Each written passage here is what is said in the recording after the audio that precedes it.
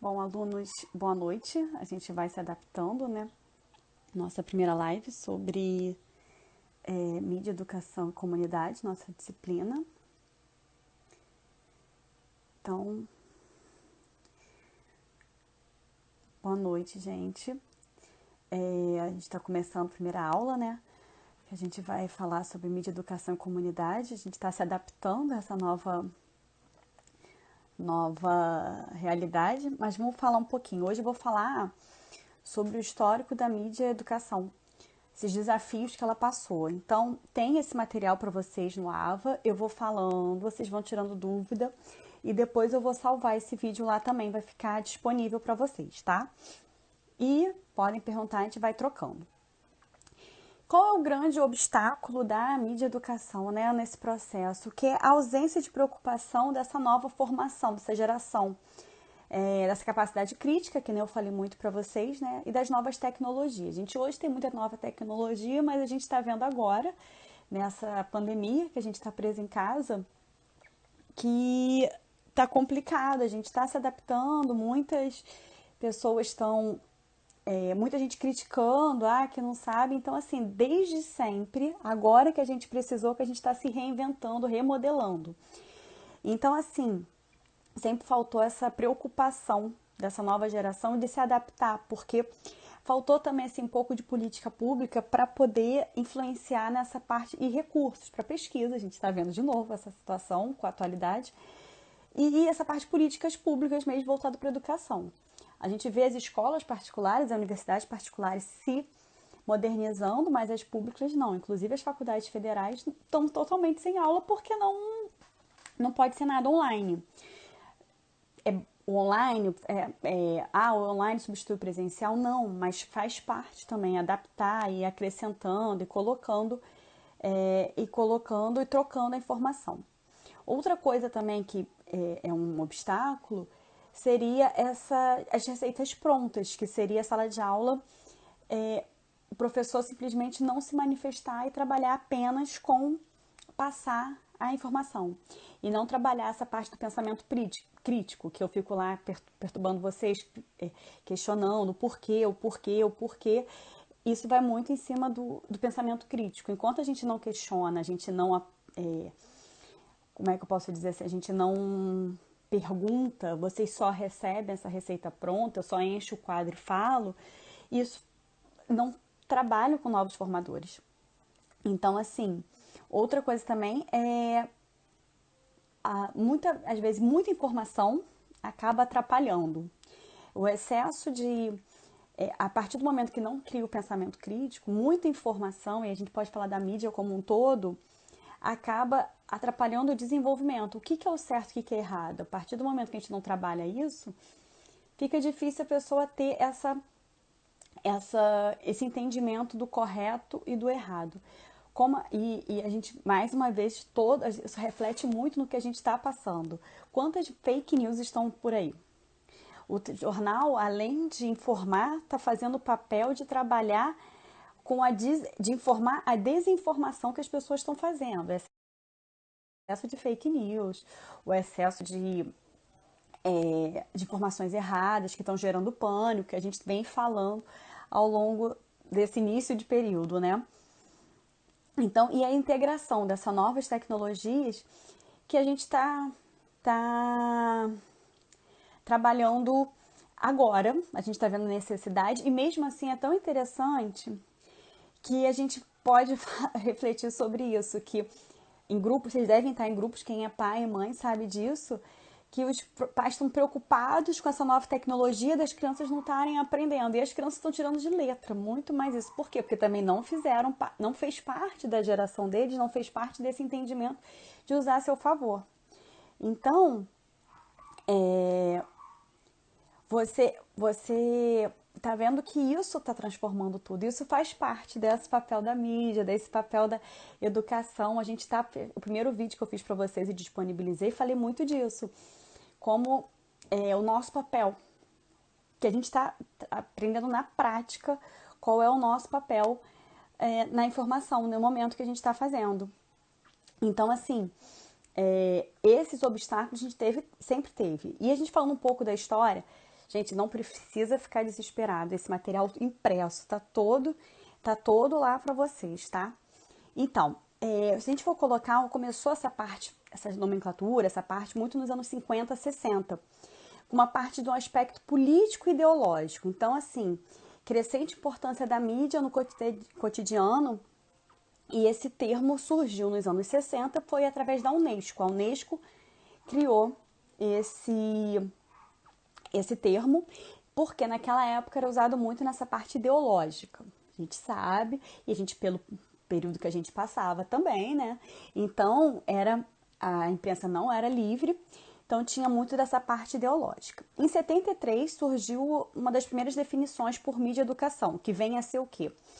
Entender o estudo, o ensino e a aprendizagem dos meios modernos de comunicação e expressão, considerando como parte de um campo específico autônomo de conhecimento, na teoria e na prática pedagógica. Isso é uma definição da Unesco, tá, gente? Não é uma coisa não, então da Unesco, que é a parte da Organização das Nações Unidas que vê a parte da educação. Então, ela coloca isso, que é um estudo do ensino-aprendizado e de específico de forma autônoma de conhecimento. Porque quando a gente fala de conhecimento, cada um absorve de uma forma, mas os veículos de comunicação transmitem esse conhecimento, ajudam a colocar. Isso foi em 73, lá atrás. Em 79 surgiu uma nova definição. Você vê que um período de apenas 6 anos, a gente conseguiu uma nova definição, que seria todas as maneiras de estudar, aprender e ensinar todos os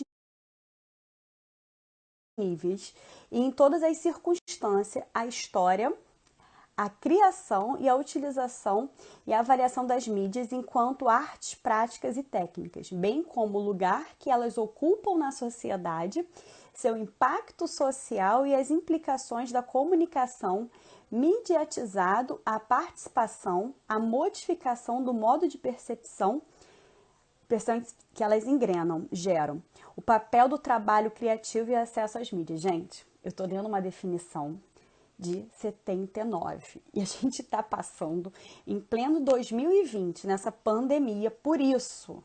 Então todas as maneiras de estudar, aprender e ensinar. O que a gente tem feito agora?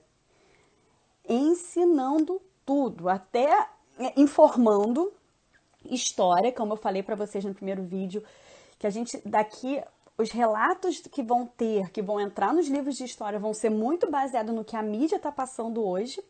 Então, assim, para vocês verem como aquela definição lá atrás, que não foi dada importância, que teve todos esses obstáculos, está sendo pontualmente hoje. A gente não tem como não usar isso.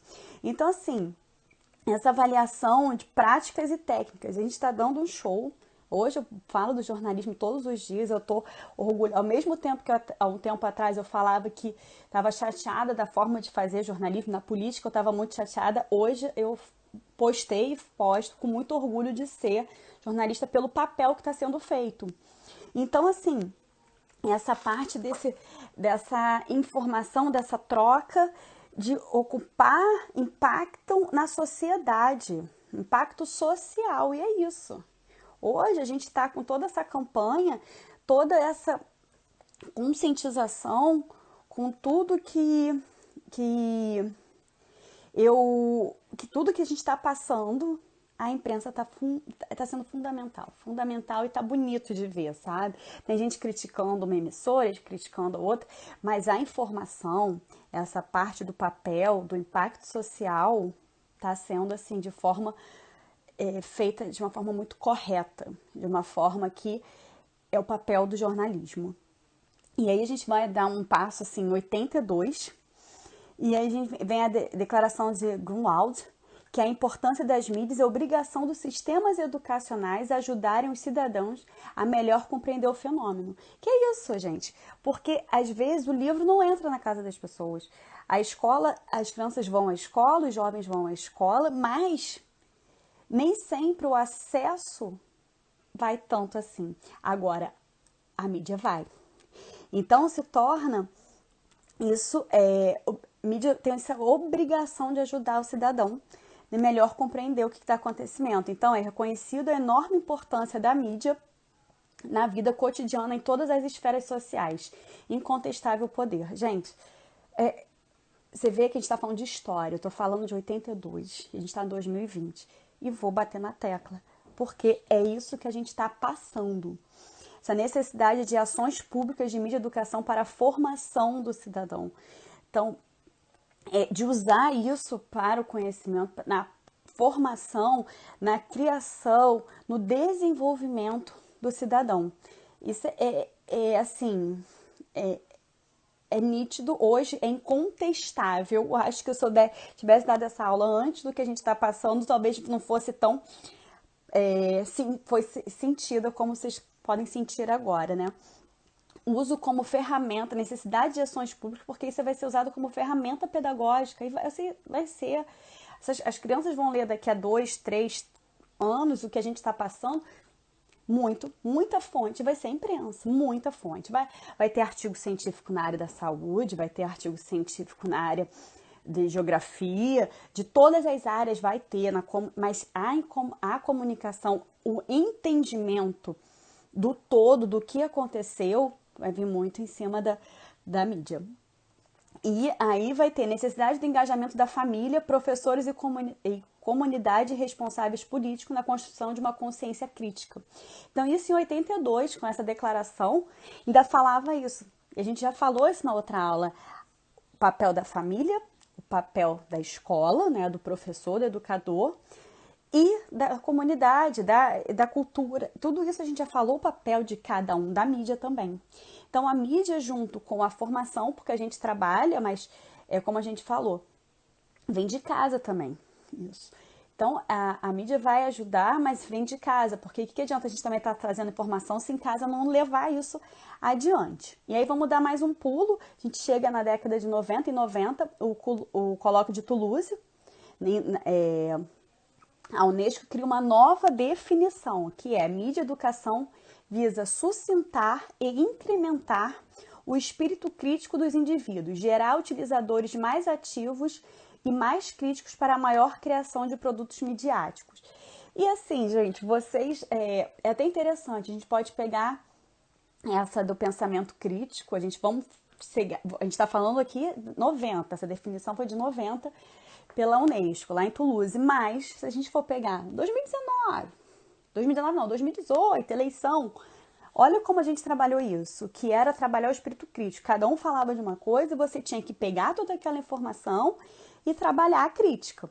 Trabalhar o seu conhecimento, o que você tinha, sua bagagem cultural para trabalhar isso. Então, a gente está vendo que as definições vão vindo, vão mudando e a gente está tendo exemplos no nosso cotidiano da realidade, como realmente é fundamental.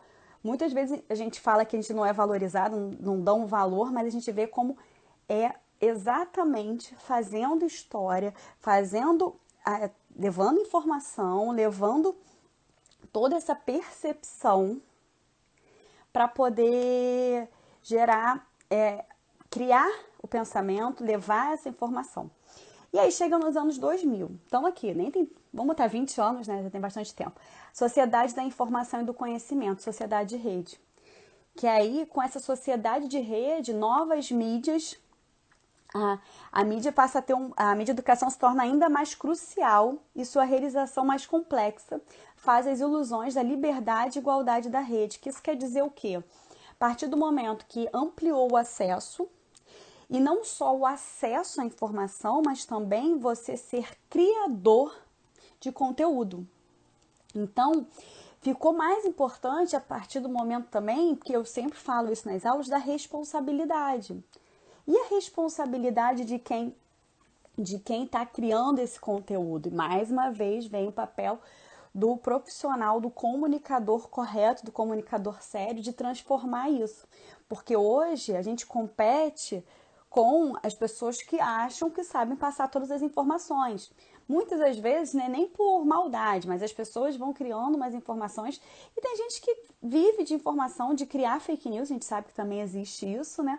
Mas essas informações que vão gerando toda esse crescimento, essa informação e ao mesmo tempo que a gente está usando para entender o que a gente está fazendo hoje. Como a mídia está trazendo toda essa informação, vários pesquisadores, tem vídeo rolando de pesquisadores informando. Então, assim, você vê como tudo isso está trazendo conhecimento. Como toda essa informação, tudo isso está trazendo esse papel da mídia educação. O tempo todo a gente está trabalhando com isso. Então, é o que a gente pode dizer. Mas a nossa matéria está extremamente atual para o que a gente está passando. A gente está vendo a importância e qual é o nosso papel. O papel da imprensa, o papel do comunicador, que eu tô vendo muita gente que não é da nossa turma, mas eu acho legal. E é o que a gente fala, o nosso papel é informação. E essa informação de forma correta. Porque mesmo que a gente tem um papel muito sério com a sociedade, um é de não gerar o pânico. Ontem estava passando no Fantástico uma matéria falando sobre a Itália, que está caótica, né?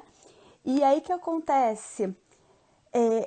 A Itália, ao mesmo tempo que falou de como é que tá, que o caótico o sistema de saúde, que não tá dando jeito, que não tá... Eles fecham a matéria com uma anciã de 95 anos que sobreviveu.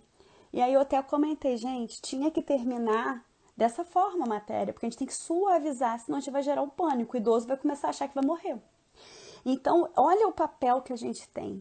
A importância do profissional correto, ético e que saiba a técnica de um bom jornalismo, sabe? Que sabe as técnicas, que sabe os princípios do jornalismo. A gente tem o papel de informar, mas a gente não pode gerar pânico. A gente está vendo muita informação gerando pânico, as pessoas estão compartilhando tudo que pegam, estão gerando... e aí atrapalha isso. Atrapalha. Então, assim, cada vez mais está em evidência. Espero que consigamos fazer com que as pessoas valorizem mais esse papel que é da imprensa, que é esse papel do jornalismo, esse papel do comunicador, né, que a gente tem para a sociedade como um todo, tá? Alunos, espero que eu tenha dado uma rápida explicação para vocês. Não vi dúvidas por aqui, de qualquer forma podem mandar, caso queiram. Eu vou disponibilizar isso no portal para vocês e a gente vai trocando, tá? O material impresso tá no AVA, então vocês estão ali, podem mandar e-mail, podem mandar por aqui, o grupo também está funcionando e a gente vai adaptando. Espero que passe logo esse momento, a gente sabe que não vai ser tão breve assim, mas o principal é fiquem em casa, cuidem dos seus e fé em Deus que vai dar tudo certo, tá? Um beijo, até a próxima aula e a gente se vê.